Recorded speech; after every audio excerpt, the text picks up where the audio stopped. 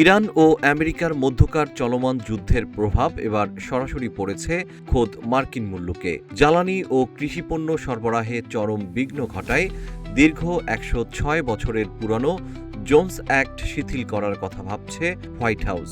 ইরানের সাথে চলমান সংঘাতের জেরে আন্তর্জাতিক নৌপথে জাহাজ চলাচল মারাত্মকভাবে ব্যাহত হচ্ছে। বিশেষ করে হরমুজ প্রণালী দিয়ে পণ্যবাহী জাহাজ চলাচলে বাধা সৃষ্টি হওয়ায় যুক্তরাষ্ট্রের বন্দরগুলোতে জ্বালানি তেল ও নিত্য প্রয়োজনীয় কৃষিপণ্যের সংকট দেখা দিয়েছে।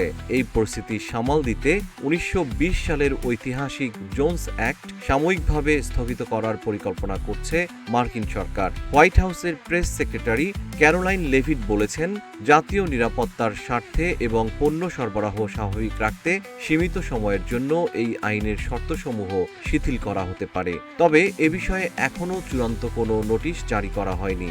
হোয়াইট হাউসের আরেক কর্মকর্তা জানিয়েছেন, সাময়িকভাবে শিথিল করলে আমেরিকান জাহাজ নির্মাণ শিল্পের উপর কোনো প্রভাব পড়বে না।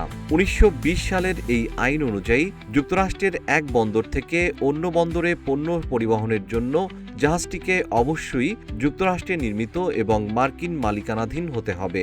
কিন্তু বর্তমান যুদ্ধ পরিস্থিতিতে এই শর্ত পূরণ করা অসম্ভব হয়ে পড়ায় এখন বিদেশি জাহাজ চলাচলের অনুমতি দেওয়ার কথা ভাবছে ওয়াশিংটন।